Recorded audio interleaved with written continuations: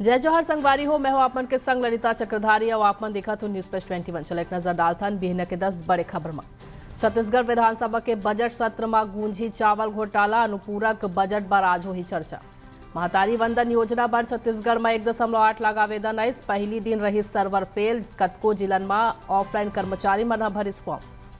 छत्तीसगढ़ में मौसम साफ रही, चढ़ी पारा। रायपुर संग 7 जिलन में तापमान 32 डिग्री ले ज्यादा हुई। पेपर लीक करे में हो ही 10 साल के जेल और लगी 1 करोड़ के जुर्माना। लोकसभा में बिल हुई पेश। प्रधानमंत्री मोदी आज गोवा में कर ही भारत ऊर्जा सप्ताह के उद्घाटन। ज्ञानवापी मामला में मस्जिद समिति के याचिका पर अदालत आज कर ही सुनवाई। दिल्ली के मुख्यमंत्री केजरीवाल के निजी सचिव वैभव और सांसद एनडी गुप्ता के घर ईडी के छापामारी हुई।